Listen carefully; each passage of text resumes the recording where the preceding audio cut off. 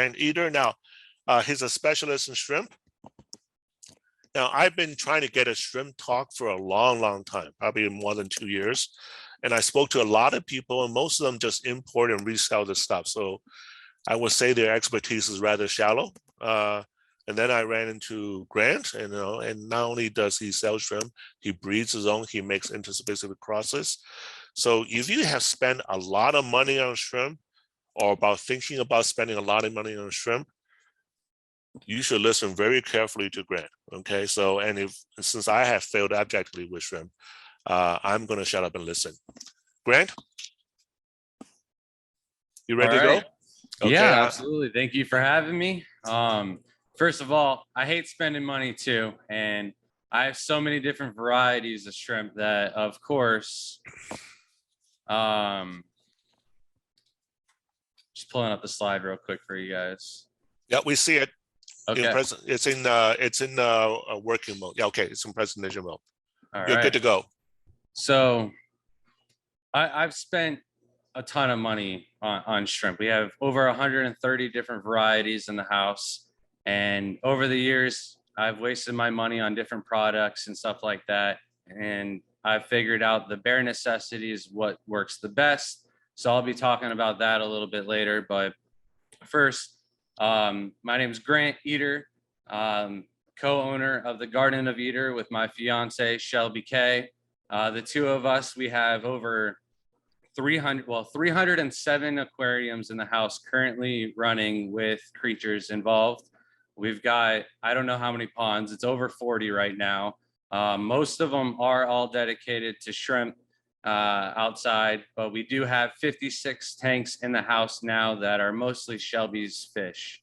So a couple turtles and other oddballs like axolotls and newts and stuff like that. But for the most part, our main focus is dwarf freshwater shrimp. We've been doing this for nearly 9 years. It'll be 9 years in November. And let's get started. First off, right off the bat, these are our yellow 24-karat Neocaridinas. They are probably one of our nicer lines. All of these shrimp on the list are all Neocaridina. When you think about getting into dwarf freshwater shrimp, a lot of people think about two different types of shrimp as their beginner shrimp. One of them is the red cherries. The other one's going to be the crystal shrimp. The real difference is red cherries are a Neocaridina and the crystal shrimp are a Caridina. And the two of them require very different water parameters. For the Neocaridinas, you need a nice stable tank, sponge filter, but for parameters, it really doesn't matter. They can take anywhere from 6 to lower pH all the way up to 8.5 pH. The temperatures, we keep them outside in the summer. In Florida, they can reach up to 93 degrees in the ponds. And in the winters, I've had them drop all the way down to 37 degrees. And we don't do any heating during the winter, no chilling during the summer. The shrimp are absolute tanks. As long as the temperatures don't drop too fast and they're nice and gradual, the shrimp adapt and fare just well. For total dissolved solids or TDS, general range is about 100 to 500. However, I've bred them in 70 TDS, and then down in Florida, our Florida State Fair has an aquarium beautiful contest. Bill Shields is the one that organizes it and sets it all up. And the water's already pre-made in a bin with prime ready to go for you to fill up your tanks. And when I check the total dissolved solids at the end of the shows, the TDS is 750 or higher sometimes. And that's a huge jump from 180 TDS at my house. And when I bring all the shrimp to the contest, I know that the juveniles are going to adapt and adjust to the water parameters a little bit better. And I think the tanks are there 2 to 3 weeks. And a lot of times I'll bring in juveniles that are about 1 centimeter in size. And by the end of the 3 weeks, they've grown so much that some of them are actually pregnant and buried up in those water parameters. So even at 750 going from 180, these things are real tanks. They can adapt just such a large range of parameters. That's why I recommend these as the beginner shrimp for just about everyone to start out with. And then they come in just about every single color except for pink and purple. You've got red cherry, the red Riley or the red Riley. Down here in the bottom left-hand corner, you've got the red head and then red tail, and then the clear body with all the eggs. And that is when we're calling them buried. That is a red Riley in the bottom.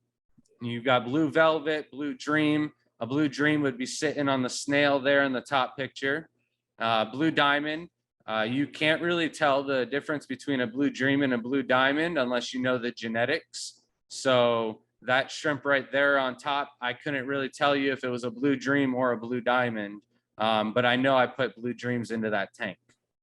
And then the yellow golden backs, those are the 24 carats that were on the first page, also there in the top picture. Orange Rillies would just be like the bottom shrimp, but orange on the tail and head. Orange Neo, green Jade, Black Rose, Snowball, Green Emerald, and then in the bottom right-hand corner, you've got the Green Emerald Rillies. The snowballs, those are called snowballs because when they get pregnant, the eggs are actually white and they look like snowballs. Besides that, the shrimp really has no color to it at all. And then the only real downside to keeping Neocaridinas in a tank like the picture above is when you crossbreed them, 99% of the time, they're going to end up with a wild type Neocaridina. And most of the shrimp on this list are $3 to $4. And when you cross them together and you end up with a wild type shrimp, you're going to end up with like a 50-cent to $1.50 top shrimp. So it really ends up, you know, going backwards on the work and stuff like that.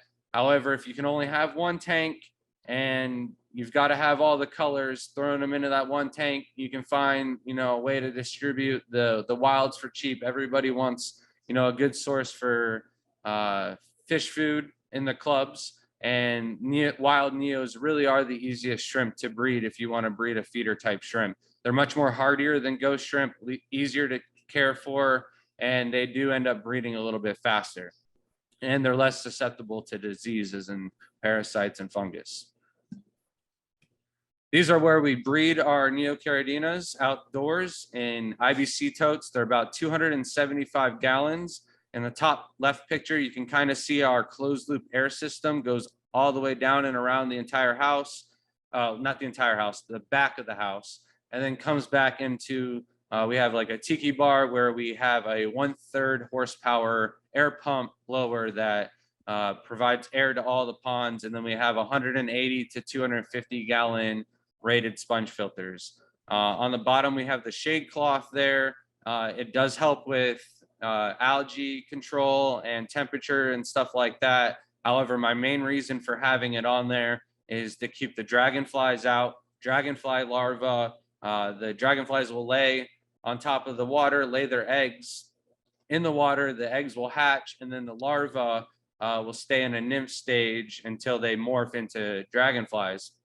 And when they're in that nymph stage, they can devour quite a lot of shrimp. So you got to do everything you can to keep the dragonflies out and out of there. And I was hoping it would help with the frogs, but no matter what you do, the frogs will get in no matter what. This is inside of our greenhouse. We've done a lot of work on the greenhouse since. Every single tub basically has a different color, and then the buckets have the culls for those different colors.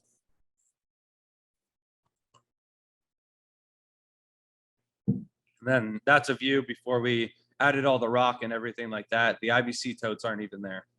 We've also got enough IBC totes to do the entire other side of the house. We just haven't had enough time to get to it yet. And then this is inside one of our rooms in the house. This is my son's room. It's got 43 tanks in it. The bottom two on the left-hand side are Neocaridina tanks inside. They've got an inert gravel, so something that's not going to adjust the pH, and just sponge filters and an LED light, piece of wood, and then there's moss in there as well. It just hasn't grown yet. And then taking this step up, you've got the Caridina shrimp. And the hardiest of all the Caridina shrimp are going to be your tiger shrimp. The water parameters for these are about the same as the Neocaridinas. However, these don't do very well in the temperature of 76 or higher. So for that reason, I try to keep them 70 to 74. And that's also why I haven't thrown them outside yet with the Neos. I keep all of my Caridina inside.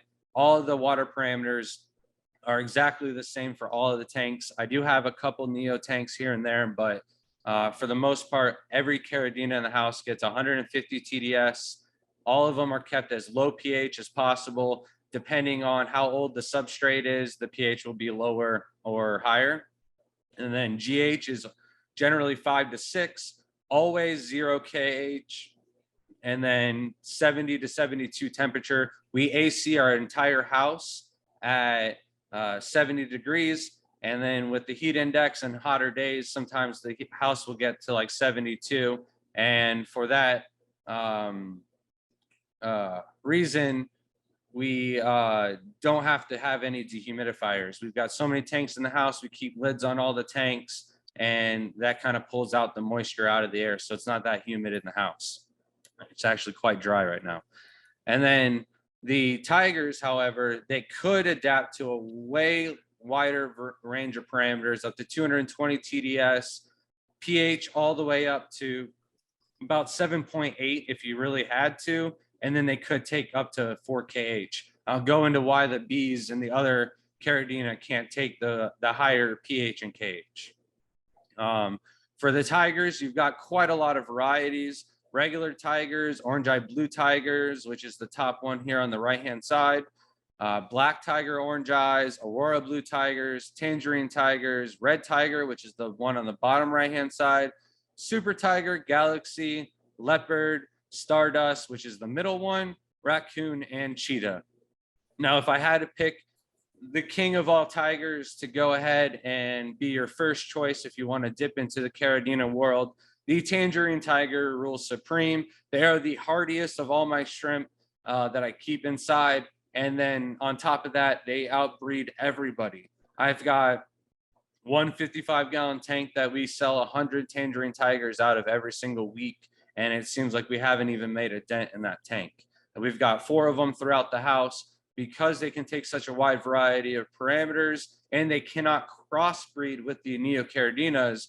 A lot of people will get a color a Neo for the first time and then add in some tangerine tigers into their tanks. And I always tell people, if you can keep fish alive and you can keep the heater out of the tank, you can keep tangerine tigers alive. You should be able to keep Neocaridinas alive. Consistency is key. Doing water changes and stuff like that, I'll get more into, but they are just as easy as the Neocaridinas as long as you set up the tanks the right way. The stardust, the raccoons, these are also shrimp that nobody else has really crossbred with any other shrimp. So you could keep tangerine tigers, stardust, raccoons, and a Neocaridina all in the same tank and not have to worry about crossbreeding. Here's the rest of my son's room. All the tanks that are 10 gallons are all Caridina, so they're all with the softer water. And then the 40-gallon tanks, those are more Neocaridina tanks. And the bottom one is now an axolotl tank. Now we get into what everybody else thinks is the very first shrimp that got him into the hobby, the crystal shrimp, or AKA the candy cane shrimp, especially when it gets closer to the Christmas time. And then the parameters for these need to be more specific and more consistent. If you're not on point with consistency and the low pH and the low KH, this is where you'll see a huge dip in baby survival rate. So the crystal shrimp, these are your bees. This is going to have 0 KH in the water and as low as pH as you could possibly get. That's achieved by the aqua substrate, RO water with GH only minerals. You can breed them in less than 5 GH. I just don't have much success in anything lower than 5 to 6. But that's just what I've kept consistent throughout the house. And it's what I'm able to do the most water changes and keep up with things with. So the parameters, however, range. If you're in Germany, they tend to keep parameters a little bit higher in the TDS range. If you're in Taiwan or other parts of Asia, they tend to keep the parameters a little bit lower, especially TDS down to like 110. But the most important thing is 0 KH and as low as pH as you can possibly get. The thing is figuring out where the shrimp came from and then matching the parameters with the breeder or whoever you got the shrimp with. That'll put on the less shrimp stress onto the colony. For crystal shrimp, you've got crystal reds, pure red line, crystal black, pure black line, golden bees, snow whites, Michelins, and super crystals. And yes, Michelin is a German word for hybridized. However, in the shrimp hobby, it is a specific crossbreed between Taiwan bees and crystal shrimp. And I'll get into Taiwan bees in a little bit. Now, we've got 307 tanks inside the entire house. At first, we had like 150-ish, and there were certain rules around the house, and it was kind of looking like I wasn't going to be able to fit any more tanks in there. One of the rules was no tanks in the kitchen. And well, I kept looking at our refrigerator and thinking, all we've got is a couple boxes of cereal up there. We don't really drink. It's just a lot of wasted space. I think we could put some tanks up on the refrigerator. And Shelby's like, oh no, that's not going to hold up. It's going to fall through the drywall and we're going to end up with a busted refrigerator. And I was like, no, I'll put a piece of plywood. Everything will hold up. We'll go slow if everything works out. You know, I can put some more tanks in there.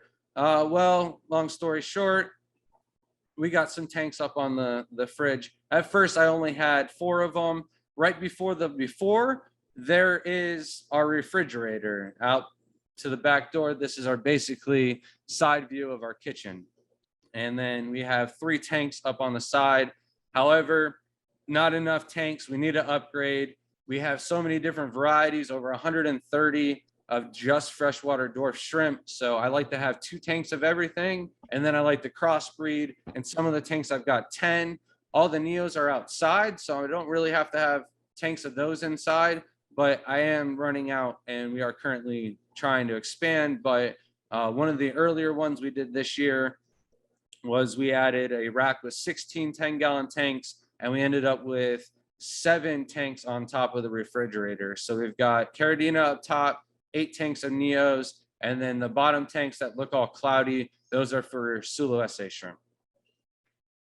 Now, the Taiwan bees is the other shrimp that I talked about with the Michelin. This is where the shrimp kind of really need specific parameters, and you need to go with the lowest pH as you possibly can go. I'll talk more about substrate choices and stuff like that, but for the most point, you need to not cheap out when it comes to substrate for these shrimp and everything else that I'm about to talk about, because they do need as low of a pH as possible.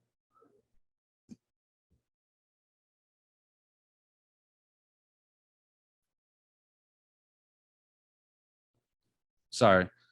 So the blue bolt, pink bolt, green Hulk, blue jelly, King Kong, panda, shadow panda, red wine, red panda, shadow panda. These are all Taiwan bees, or shadow pandas is what they like to call them. And they call them shadow pandas is because one layer of pigment overlaps another layer of pigment. So you can really see this in the bottom shrimp is the shadow panda.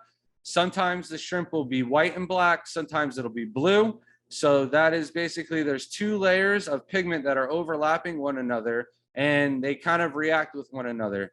I forgot to mention with the Neocaridinas, the shrimp kind of have some type of camouflage. And with the Neos, you want to put them on a blacker substrate because they try to match their background as much as possible. However, if you don't have red throughout the tank, you're not going to get a red shrimp to look any redder. But if you put black, you're kind of tricking it. It wants to look as dark as it possibly can. Therefore, it's going to show as red pigment as it possibly can, trying to make black. With the Taiwan bees, they don't really have too much camouflage reflex, but they are very moody. Their pigments and stuff like that can change due to diet, how long they've gone through water changes, and then different stages in their molting, they can change from white to blue. The top shrimp is a blue bolt, and the way it is right now in the picture is an extreme blue bolt. However, that shrimp next week could look blue on the head and completely white on the tail. And that is the two different layers of pigment showing at different stages of its stress or happiness levels.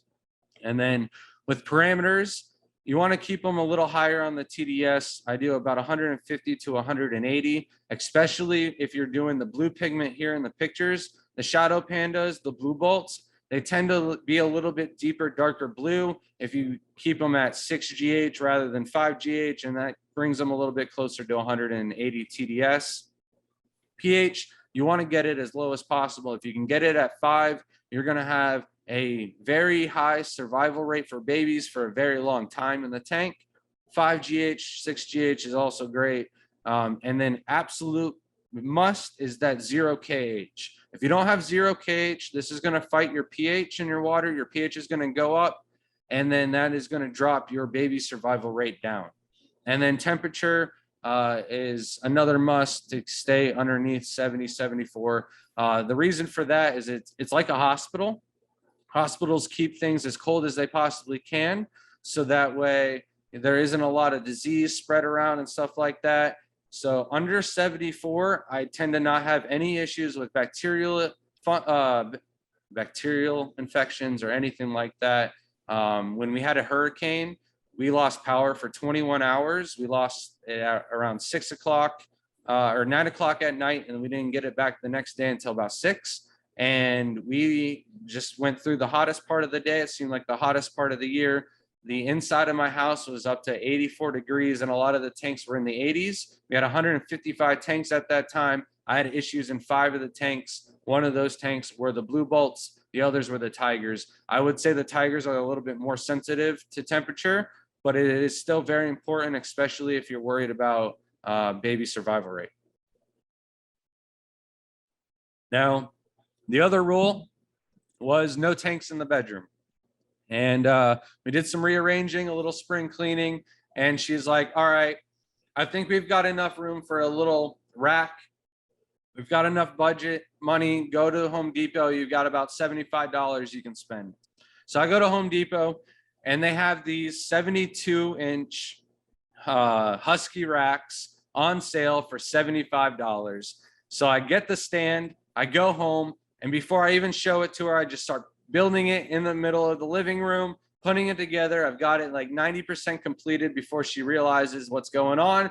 And she's like, what? You way overspent budget. How did you get this? It's not going to fit. And I was like, hold on. I'm thinking at a time. I spent only $75 for this. She didn't believe me, handed her the receipt. And then she's like, well, this isn't going to fit. And I'm like, well, not only is it going to fit, but I can get 2 of them in there. And I had already measured it before I even made this bet, and we made the bet. There was 2 of them in it, and then she argued after she lost the bet. Well, what about the TV? I was like, all right, I'll sacrifice a row so that we don't have, any water changes, floods, or anything like that ruining our TV and Xbox. And then on the top left, we have the camera gear, but we have filled that up with tanks by now. The room has gone through several different changes, but right now, there's leopard geckos on the top row, and there's 46 tanks in the room. But we're looking to fit more in there always. Now comes with the crossbreeding, besides the Michelins that I talked about before. This is where it really gets fun. This is what I'm really into the hobby for. Before I did shrimp, we used to do chameleons, and I'm not that patient. I'm young. I have time to accomplish, different things if I wanted to do chameleons. However, chameleons are 9 months of incubation to 16 months, where shrimp is 30 days. And then I'm going to know how that shrimp looks within another 30 days to 3 months, where chameleons, you don't know if it's going to be a dud or a stud for a whole year. So it's a lot more feeding and time involved, where the shrimp it's just a lot more quick turnarounds for a lot more interesting results and possible combinations. So with a Tibees is just a cross between a tiger, and a bee shrimp. So ignore the Neocaridinas for basically the rest of the talk until I talk about husbandry. But the first or the second slide and the third slide basically crossed together is what we have right here in front of us. There's several different types of Tibees. I'll save more of those further into the Q&A questions later on. This is kind of where I lose some of the people at, but this is where you start to get into the more expensive shrimp. The top shrimp above is the red fancy tiger, then you got black fancy tiger, and then you've got another shrimp down below that looks like another fancy tiger. However, it's not, because it has the back line. It's got serrata genes, and that is the tangerine tiger or blue aurora tiger instead of the Caridina Maria, which is used for the fancy tigers. So there's certain crosses that you can't just claim different names because the shrimp looks similar. There's exact DNA that go into specific names of these shrimp breeds.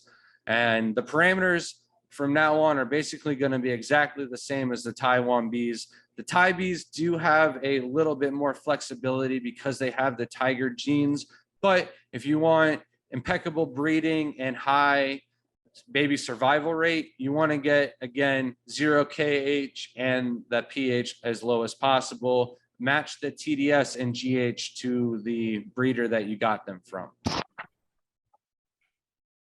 And then here's my daughter's room. It has 37 tanks. All 36 of these tanks are 10 gallons, and they are all for Caridina shrimp. When I first put the rack into the room, I didn't know she wanted fish tanks. And I was like, what do you want? And she's like, a rack like Jaden's. So just like his room, I put the same rack in there, and she had one condition. There had to be one fish tank. So she does have a daisy rice fish on her desk tank. And then here is our hallway. We do have the one tank on the right-hand side that greets you in the front door. There is a flower horn now, so it is not aquascaped, but we do have 3 40-gallon tanks, 2 20-gallon longs, 3 10s, and then there's 7 20-gallon longs tucked underneath the cabinets in the hallway. All those are all for Caridina shrimp. And then all of our shrimp supplies and whatnot are in the cabinets in the hallway, tucked away all nice and neat. And then there's a good picture of the Alita shrimp in the cabinet next to the tape measure. Our whole house runs on 7 of these right now.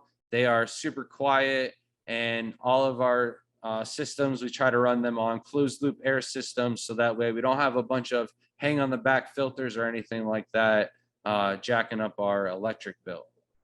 It's under 400 most months.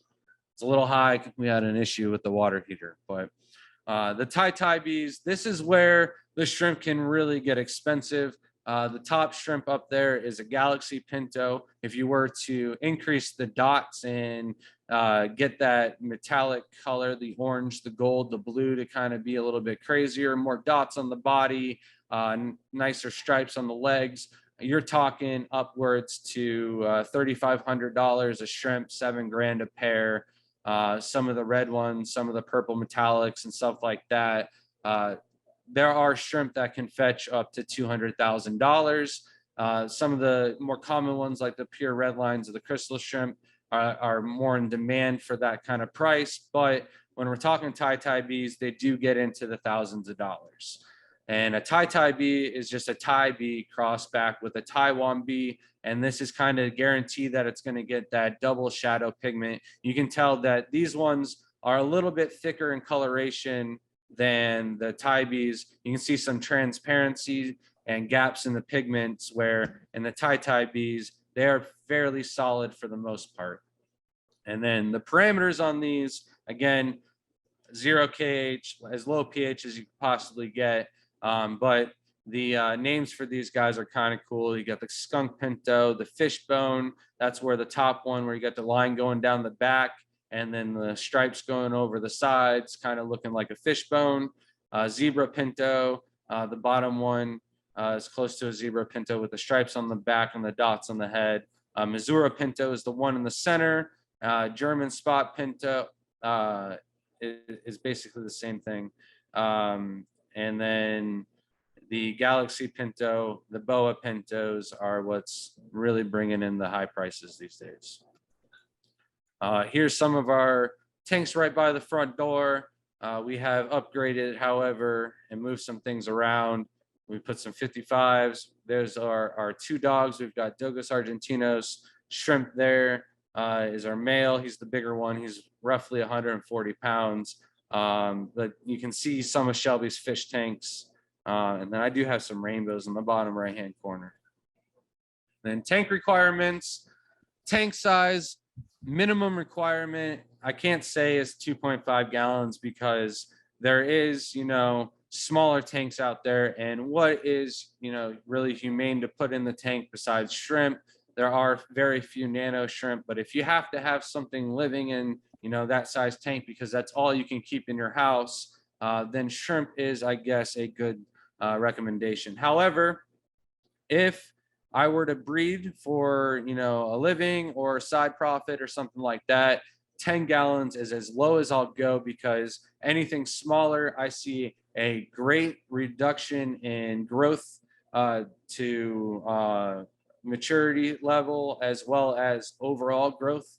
The smaller 5-gallon tanks, I find the shrimp only get to about 2.5 centimeters, where 10 gallons, I can get, anywhere from 3 to 3.5 centimeter shrimp, no problem.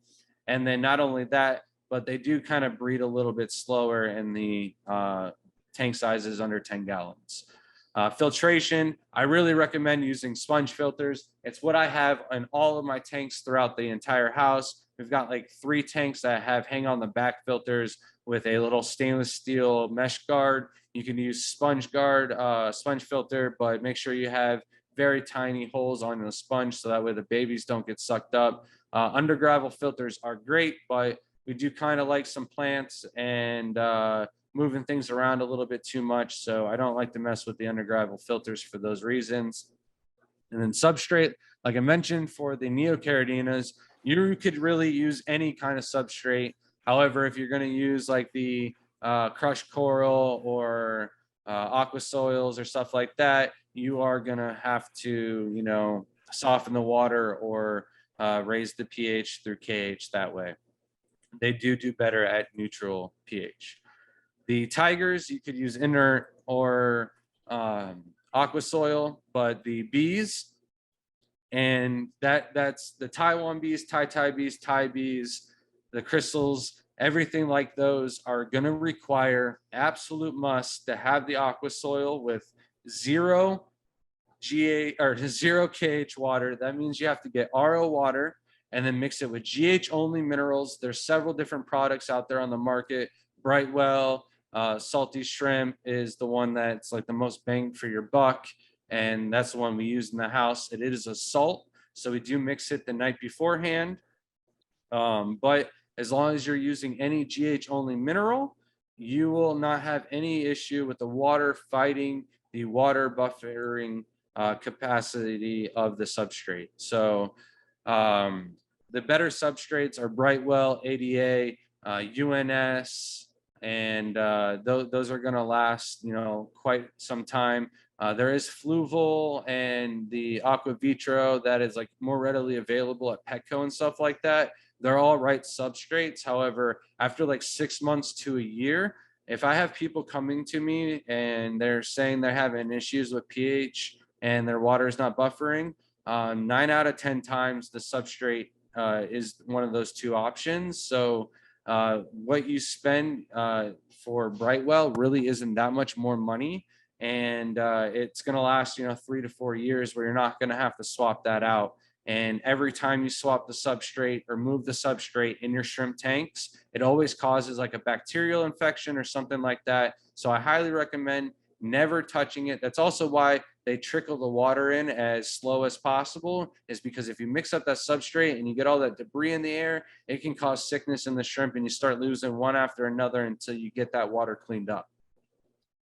So water parameters with the water mineralizers for Neos, we don't use anything here for RO water, and the Neos, they all get tap water. We put in Prime to take out the chlorine, And that's about it. Our tap water comes out at 170 TDS. And then after adding the prime, it does raise the water about 10 TDS, so 180. And we don't do anything else but feed the shrimp and water changes.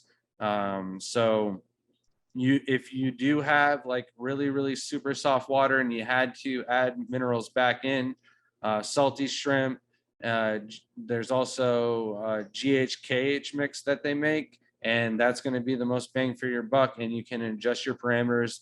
If I had to set it, I would just make it the 220, and that's where I seem to see the highest rate of baby survivals and growth rate as well. And tigers, you could do, you could run it with Neocaridina parameter, but you're going to want to make sure your water parameters are a little, under 500 TDS for sure. And then you can use either or, but for the bee shrimp, you have to use RO water with GH only minerals. So salty shrimp, MK, Shrimp King, there's several of them, but you will just have to make sure that there's no KH in the salt if you're looking to do the bee shrimp. Shrimp additives, like I talked about in the very beginning, the bare necessities is what I like to keep it. I spent a lot of money on snake oils, this and that, and I felt like I threw a lot of money down the drain. Baker AE is kind of one of those things where these days I really don't use that much of, but if you had to emergency tank or something like that and you had to set up one brand new, Baker AE is, or Bacter AE is going to set a good ground or foundation for biofilm to grow, and it's going to feed the biofilms, and biofilm should be like 60 to 90% of the diet for your shrimp. So if there's a good layer of biofilm in the tank, you shouldn't have to feed that much, and Bacter AE can help you out with that. But less is more. Be very careful if you are dosing it in your shrimp tank, because it does absorb a lot of oxygen. Some of the things I really do like are wood, spider wood, driftwood, dragonstone, petrified wood, lava rock, holy rock. These are all gonna offer little tiny pieces of nooks and crannies, but in the main part, it's gonna add tons and extra surface area and room for biofilm to grow. The leaves, I don't really use these anymore at all. They break down and create mulm, and I kind of like my clean tanks more than I like the mulm on the bottom. So for that reason, I don't use any leaves. They are like a good vacation feeder if you just want to throw them into your tanks. But the Indian almond leaves and the guava leaves are like the only ones that I really see any like extreme beneficial properties to them. The Indian almond leaves especially have a lot of antifungal and antibacterial benefits to using those. They're like the only leaf that you can use if you want to captive breed dart frogs. So I kind of brought that over from you breeding the reptiles, and I'm not saying I'm the one that started it, but like just that method, I know that there's got to be something beneficial to them. So if there ever is any like bacterial infection from some new shrimp that I got or something like that, I will throw in 1+1 Indian almond leaf for every 10 gallons. So if there's a 30-gallon tank, I'll throw in 3 Indian almonds leaves +1 for that tank. And then prime. And that's only to take out the chlorine. If you're using RO water, there's really no use for prime. And besides that, we don't add anything else to our tanks besides shrimp food. And here we have it. You don't need to overfeed. Less is more. You want to feed as much food as you can, so that way the shrimp devour it all in the first hour or two. If it's 3 hours and there's still food in the tank, you need to make sure you remove that tank before it fouls up the water. And then what you need to do is the next time you feed, either increase the amount of time in between feedings or reduce the amount of food that you feed. But as the colony grows, you can increase the amount of food you feed. But like I mentioned, biofilm should be 60 to 80% of the diet. And then soybeans or snowflake is a great food. We've got Soy Ahoy on our website, tgoeshrimp.com. It is a snowflake food. I really like it for vacation feeding. Like when we go to AGA, I'll probably feed Snowflake right before we head out because I can overfeed this food without it really polluting or adding any water, ammonia into the water column. Zucchini is great, not a lot of nutrition in it. You can boil it and it'll sink. Same with spinach, kale. Nettles is a great one. A lot of times you'll see a little bit of poop hanging out on the back of the shrimp, kind of like a pleco does. You can feed them garlic, and that'll help clear them out, so you can take better photos without poop hanging off the tail. And then pumpkin, bee pollen, powdered foods for babies. However, I don't use any powdered foods at all. It's kind of one of those things where you need to use exactly the right amount. If you overdo it, though, you can, pollute the water column, and then you're having less and less baby survival rate because of that. So we use Shrimp Envy, CSF foods, any Snowflake, low keys, and Shrimp King is another great food as well. This is our entertainment center, basically, and we didn't have enough tanks on the wall. And then we upgraded to what is now behind me. And here is 110-gallon tanks. Those tanks all the way up there are all finished now. We have shrimp in all of them. There are quite a few fish in the tanks behind me. Might have mentioned some of the fish swimming behind me, but basically because the 10-gallon is as small as I can go without seeing growth rate deplete, we want to fit as many tanks in the house as we possibly can for crossbreeding and having all the types. There isn't lids on these tanks right now, but are in the picture, but all of them have lids now. And then one of the main questions I get is, what can you keep with the shrimp? They're not really that lively. They don't fill up the tank space that much. The number one tank mate that I like to recommend are snails. Everybody, when they first get in the hobby, they think the snails are like a pest, and then there's people that continue to hate them throughout their aquarium hobby life, but there's other people that learn to adapt to them. And one of the things that got me to kind of like my snails is one of the number one baby food besides biofilm in the tank that is going to be naturally available for the shrimp is the little slime that the snails are going to leave behind, the little trails as they go through and eat the biofilms off the tank. They're actually replacing it with a different kind of nutrition that the baby shrimp can eat and graze on. So for that reason, I really like the snails. Another good one, the Malaysian trumpet snails. They like to bury through the substrate. They kind of get all that excess food that the shrimp didn't get to. Auto catfish, these are like the only true catfish that truly only eats plants and no fish at all. So they say it's the one true fish that you can keep with shrimp that are safe. Crawfish are another good one. I swear I've had, the little tiny shrimp on a claw of a crawfish, and the crawfish went to go snap and get the shrimp, and the shrimp was just way quicker than the crawfish even was. As soon as the shrimp felt the cray go to move, it scooted backwards and got out of the way. Panda loaches, these are great. They're cute, adorable little suckers. It's the fish in the middle picture. However, once they get to like 3 inches in size, they do kind of like brown up. I do believe there is a variety that does not turn brown depending on the location of the panda loaches, but still at like 3 centimeters, I believe they are going to suck up some baby shrimp, because the next reason I'm going to talk about the bristlenose plecos, and I do say small, and that reason is because they are kind of like pile feeders. You throw a wafer into the tank, the shrimp are going to pile onto the wafer. So is the pleco, and then at about 2 inches, the plecos have a big enough mouth that if they're going over the food and they want to move and they continue to eat, they can, I've seen it, I've witnessed it, eat a baby shrimp, and they don't mind. It's a nice little snack on the algae wafer. So for that reason, after 2 inches, I do tend to remove my bristlenose plecos out of the tanks. Pygmy cories are great.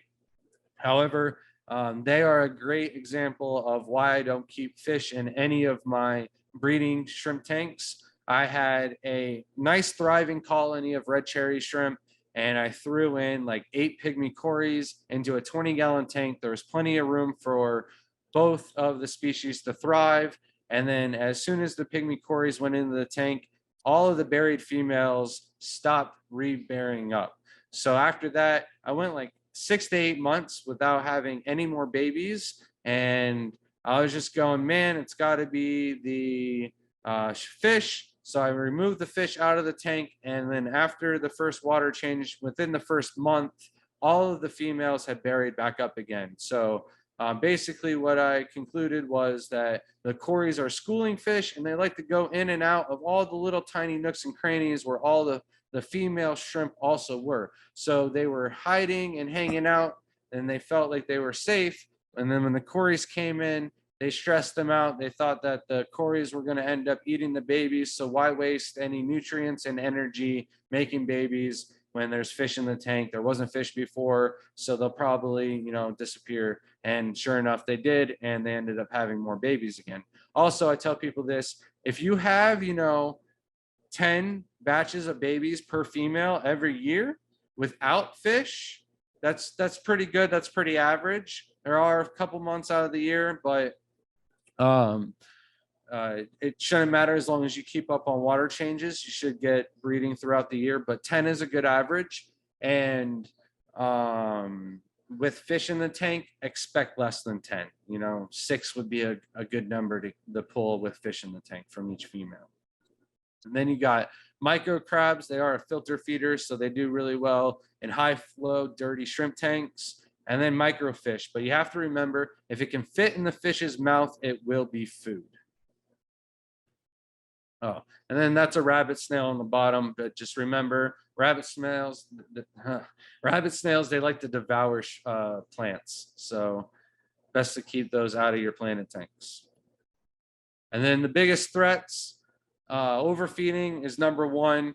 That's why I like to say in the shrimp food slide, less is more. I'd rather, feed once a week than feed every single day. And that is going to keep your water as pristine as possible and prevent water parameters from swinging. Also, temperature swing, this can be an issue. If the temperature goes from hot to cold really fast, that is going to shock the shrimp, and they're not going to do very well and can result to death. TDS spike, if you're topping your water off with tap water and not doing your water changes, and you're doing this over a long period of time, your total dissolved solids are going to stack on top of each other, and before you know it, you're going to have an issue, and your shrimp aren't going to be able to molt. And if they can't molt, they can't change their clothes, basically, they can't shed, and they're going to die. The same is if you didn't put minerals in the water and you filled it all up with, zero TDS water, they can't molt with the minerals. They're basically going to die in their molt the same way.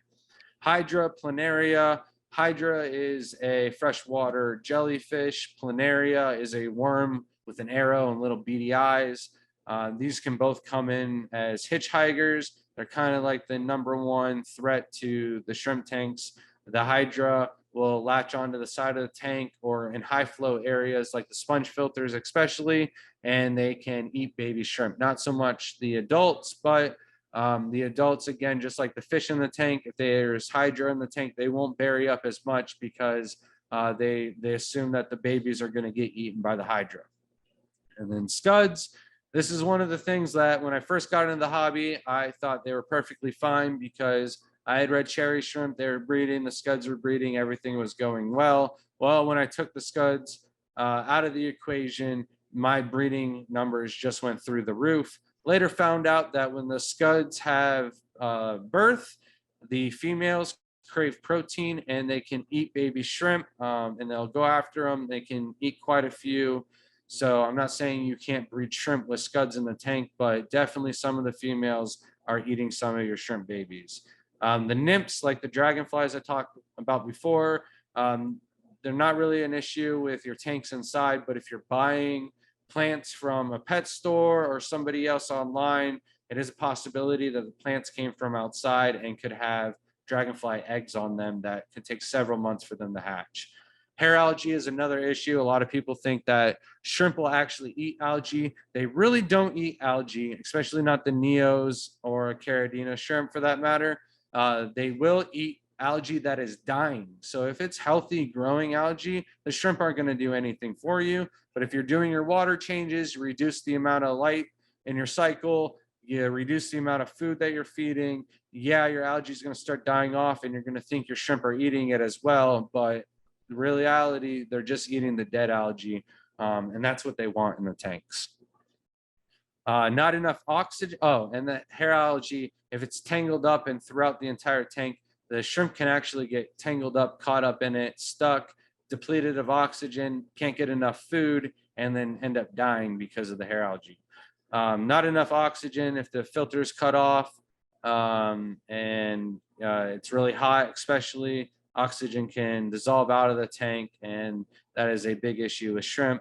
The evaporation, that's kind of just an issue because of the TDS can go up. If you top off with RO water or put a lid on your tank, you won't have any of those issues. And then like the picture, do not put your hands in the tank unless it's an absolute necessity. Sometimes you can't avoid it. The tweezers won't pick something up and you got to put your hands in the tank. But if you can, avoid it at all costs. Air fresheners, this is kind of like one of the silent killers. If you have a shrimp room and you got guests coming over and the wife decided to run in there real quick and spray some Febreze, well, that Febreze is going to end up in the tanks and it's going to end up killing the shrimp. This is one of the things that we have an issue with in the house is, the girls, they like nice smelly things. Well, really the only thing you can do is keep the house clean. So sweep and mop the floors, use nice lemon scent on the floor, and you shouldn't have any issues with smell in the house. And then flea meds. If you have a dog and you just put topical flea treatment on the dog, and then you put your hand in your tank or you touch a net and you put the net in the tank or something like that, they are super sensitive to the exact same meds, and the shrimp can end up all dying in the tank. If you have some activated carbon or some aquachar, that is the best thing you can throw in the tank and it'll take that out of there for you. The same with the air fresheners. So water changes, one of the big things with the house, obviously, is how do I stay on top of doing that much? It is a full-time job for me. I do have help from Shelby, but she does have a full-time job herself. So she helps me more with shipping and stuff like that. Really, my only job is water changes. And the way we have the house set up is I do a different rack, or like the rack with 100 tanks. This one takes me 3 days, but I can get to everything in the house every 14 to 16 days. So we do everything every other week, and I do a minimum of 20%. I usually end up doing about 40% in all my tanks every 16 days or so. If you wanted to do them every week, 10% is fine. However, if you want to do more, you're having algae issues, you can do 90% every week. This isn't going to affect the shrimp. You just want to make sure that the water parameters that are in the tank match up with the water parameters that you're changing the water out with. And then you want to go just as slow enough that you can, that you don't disrupt the substrate. I use a stainless steel mesh over a siphon to stop the baby shrimp from getting sucked up. You can use a sponge filter just like the filter guards, or you could also use some pantyhose. That's what we use in the very beginning with a little zip tie, and that is going to stop the little tiny babies from going out the drain. Because we have so many tanks, we have a very long hose. We have a pool outside and a doggy door.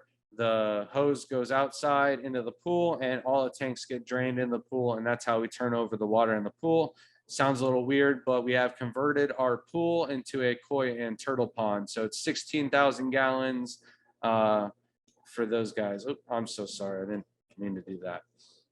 And then we pre-mix our RO water with minerals the night beforehand. I do find that this is a little bit better than just mixing and going right away. Even if you wait about an hour, the minerals do change about 10 dissolved solids. It can go up or down. I really don't know why this is, but every single one of the spoons that you end up adding into the water, they're not as compact as the one beforehand. So your readings aren't always going to be exact unless you're weighing everything up, but it can be an issue. So mixing it the night before, I've had a lot more results. Also, this gives time for your RO water to degas and lower its pH just a little bit. So that's going to be it for the talk. Our website is tgoeshrimp.com. Our Facebook is the Garden of Eder. YouTube, the Garden of Eder. We do live streams every Monday night at 9 p.m. Eastern. And we got a lot of content on there to get more people involved in the hobby. It's really been one of those great things where I do this for a living, but I don't feel like I'm doing a job every day. I feel like I'm living in the ultimate hobby house. So, Clark? Yeah, let me, I think a lot of the questions that we got are very specific. Grant, you did a great job on covering a lot of the general, aspects of keeping shrimp. And so my suggestion might be that people who feel like they've, gotten what they wanted on shrimp could go to another, could go to a breakout room. And for those people who want to learn more about shrimp, I have a lot of very specific questions that I pulled from the chat, and it'll be a little bit more of a deep dive into shrimp and shrimp keeping. So let me just Grant, I'm going to ask these questions not in relatively the order that they were received. Somebody wanted to know if you have Sulawesi shrimp, and you mentioned it once in passing, but maybe you could talk a little bit more about them and whether you're, that's an active part of your business. yeah, so the Sulawesi shrimp are like the hardest shrimp to breed. So I do save that for like the after talk questions mostly. I do put the one picture in there to kind of like, if you saw the hand photo, there is a cardinal Sulawesi shrimp on the hand there. And then the tanks that we set up are mostly for the harder types of Sulawesi shrimp to breed, but there is one tank for the Malala. They are very easy. They are like the Neocaridina of the Sulawesis. However, there's not a lot of color to them. They're really dull, transparent. They're rather cheap. They're like $4 a piece. Where the cardinals, the harlequin, the white orchids, the black galaxy, and the blue-legged posos, we have all of those. They just breed very, very slow. They would do a lot better in larger tanks. 20 gallons would be the minimum size tank that I would recommend if somebody wanted to like breed them for profit. If you just wanted to keep them, we do have them in 10 gallons. Breeding is slower. Growth rate is a lot slower.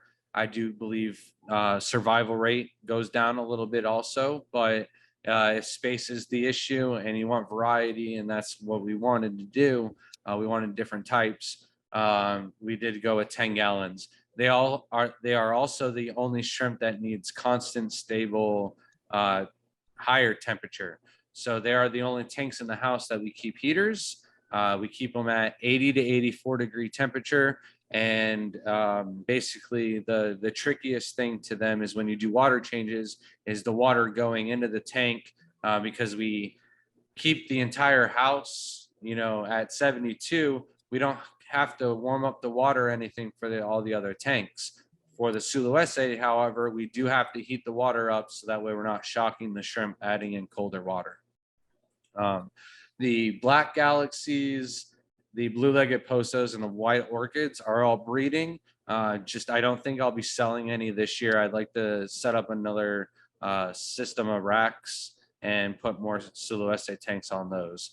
And then the Malala will be selling relatively soon. Super. Somebody else asked, how you set up your breeding tanks, but I was thinking of that question in a little bit bigger expanse. Maybe you could talk a little bit about what's different between your breeding tanks and that setup versus how you set up your grow out tanks, if there is a difference. No, there's not really a difference. All of our tanks, I would do as big as I possibly can. So it depends on the footprint. Again, I need as many tanks as I can. So 10-gallon is for most of them. I don't have any tanks where I go, all right, this is a 50-gallon tank. I'm going to use you to grow out the babies or anything like that. I try not to move those around as much as possible. So what I end up doing is a 10-gallon tank with the right substrate, a piece of wood if I want to get fancy, and then a nice clump of moss and a sponge filter, lid on the tank, and then the right water. And that's all my tanks really are. If I wanted to go, and have a warehouse and do all 125-gallon tanks, I would do that. I can't do that in my 1,100 square foot home. Got it. Well, as you're growing your shrimp out, you had mentioned that you sort them and cull them. How often do you do that? Or, maybe you could just talk a little bit about that process. So everybody always asks, do you have everything automated? And one of the reasons why I don't have them automated is because I feel like I would get really lazy in my routines if I just flipped a switch in a room and came back and everything was done. And, I wouldn't really check around the tanks. But as I'm draining tanks, I look for algae, I remove algae. Shelby usually goes through the tanks and scrapes the tanks if need be, cleans the filters, and then I go through, drain all the water out. And as I'm filling the tanks up, I'll feed everything, and that kind of lures all the shrimp out of the hiding spots. And every single tank in the house has its own net. And I do have like different grade tanks and stuff like that. I do have cull tanks in each room and stuff. So as the ugly ones basically come out to the food pile, I'll single them out, catch them, and remove them.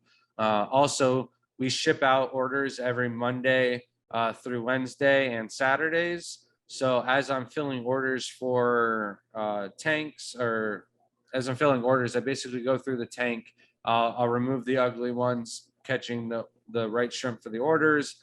We sell the culls at a discounted rate. So we do go through the tanks quite regularly just to catch culls, just for that. And then, if I have an order of 15 and I only got 13 culls in the tank, sometimes people will get some nicer shrimp, but it's beneficial to me because I get the ugly ones out of there. And then the next generation is going to have less and less culls. Great.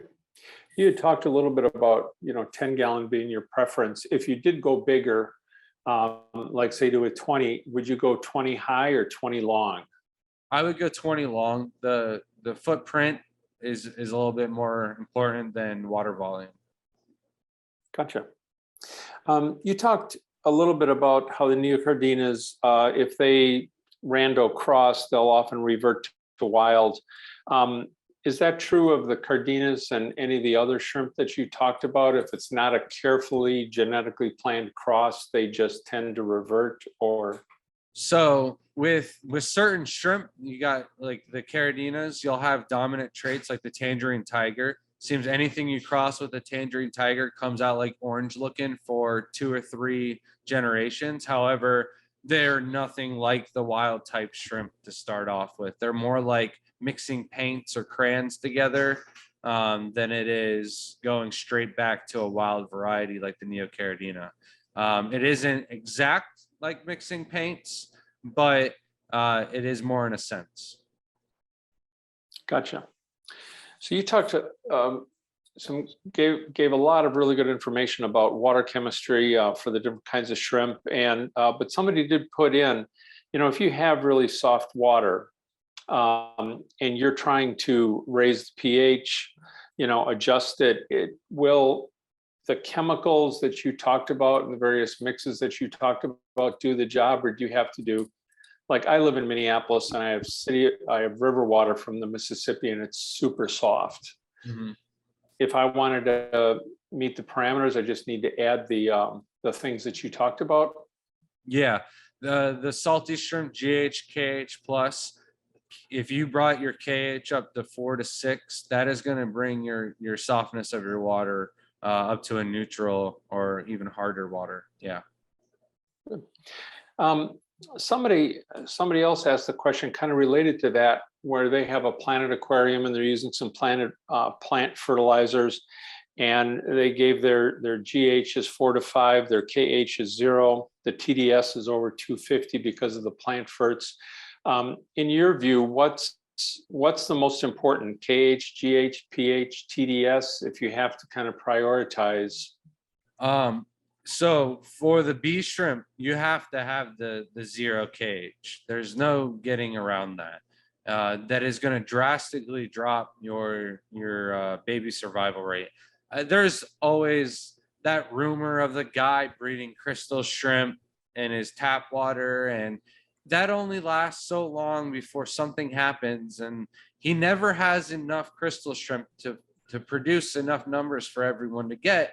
And then it's not like the next person, their tap water is the exact same as his. So the crystal shrimp just don't do that well unless you have 0 KH and the aqua soil.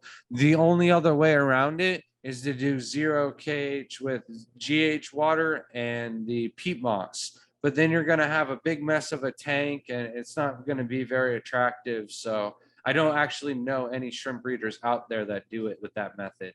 Every single person uses aqua soil and RO water with GH only minerals.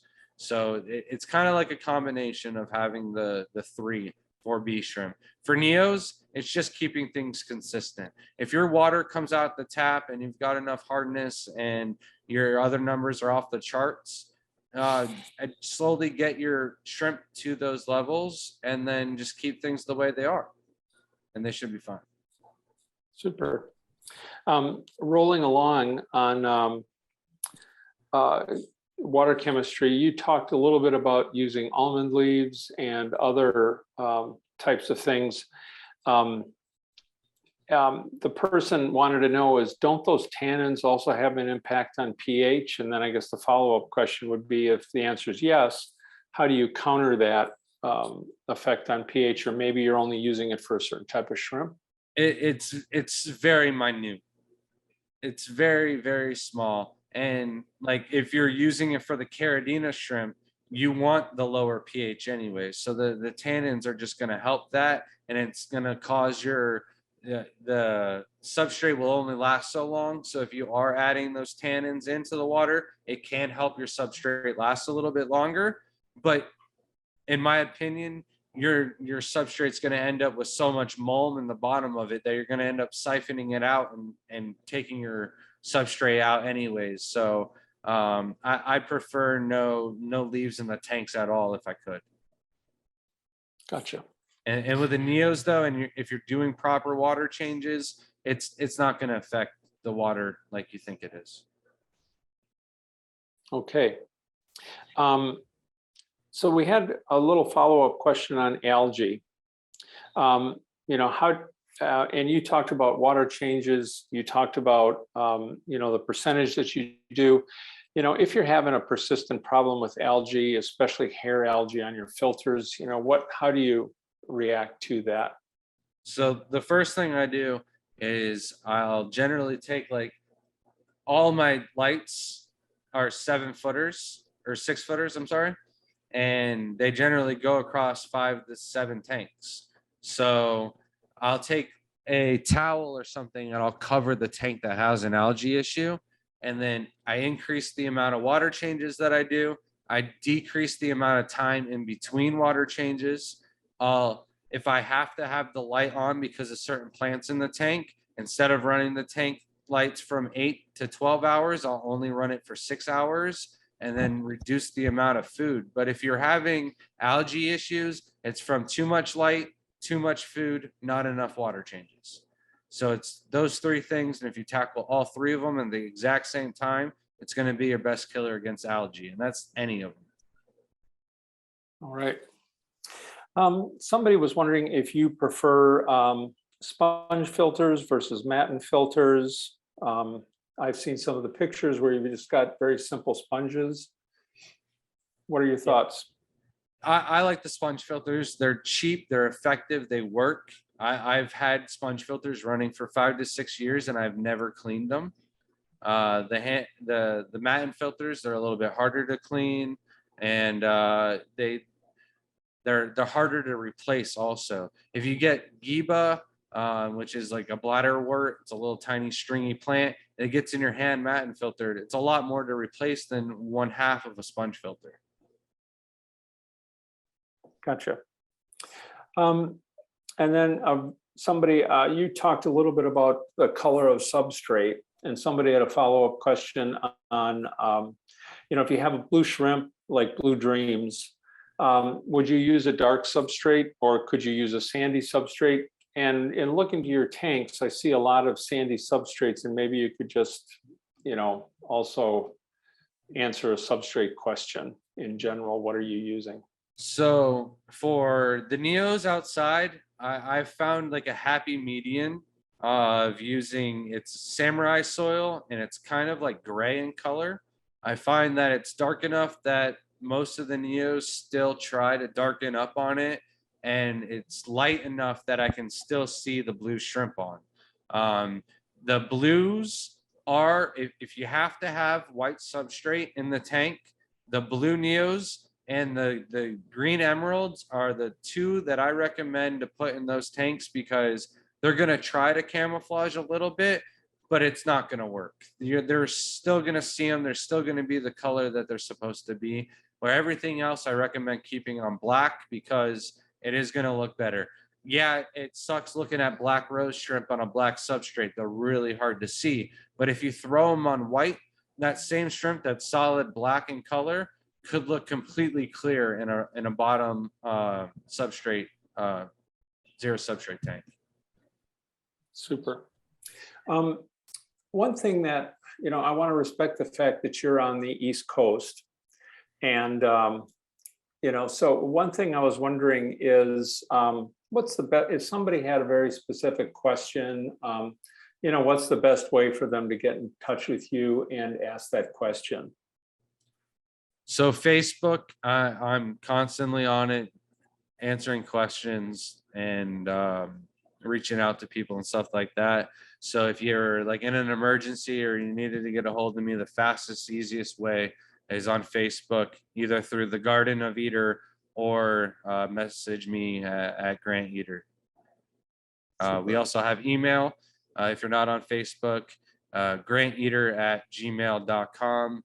However, I don't check that as much because I don't see the notifications as regularly. Got it. So somebody asked, I think a lot of people have community tanks, and this person has a 29-gallon planted tank with orange Neos. The shrimp are doing okay, but not breeding well.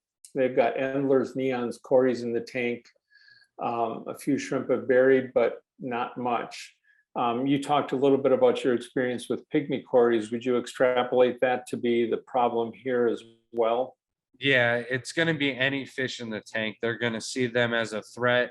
And a lot of species out there, if they think that they're going to use up nutrients and they're going to be wasted and the babies are just going to be eaten, if the females don't feel safe, they might not produce babies.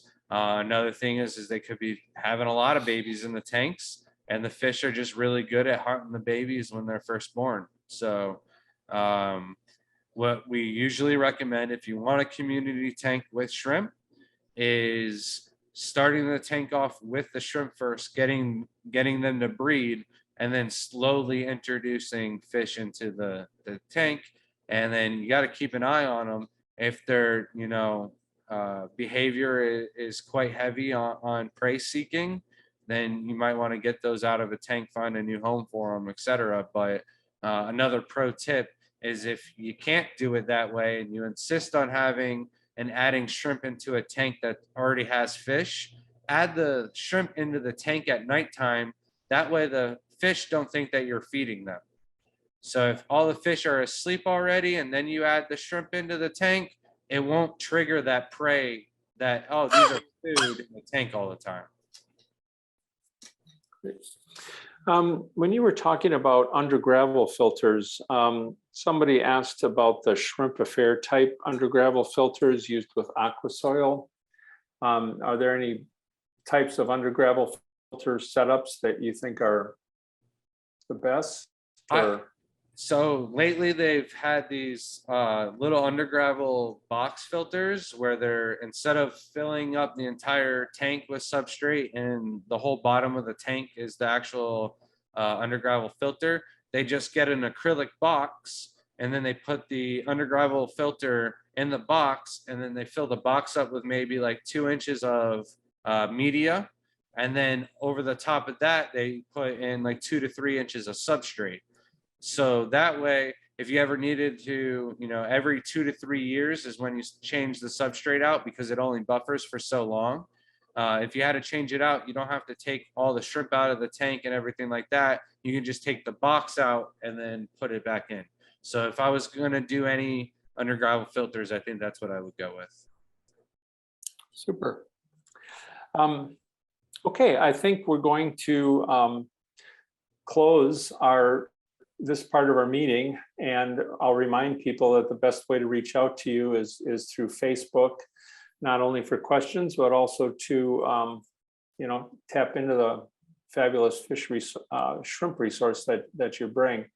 On behalf of the Minnesota Aquarium Society, I want to say thank you very much. Your talk has been excellent, super comprehensive, and I've also seen quite a few comments in the chat about how much people appreciated it. So thank you very much.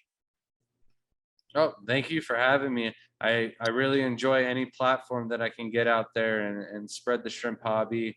Like you mentioned, there's a lot of information out there, not a lot of people breeding shrimp. So if I can get that straight to you guys and be that source, you're going to have more success and it's going to keep more people in the hobby.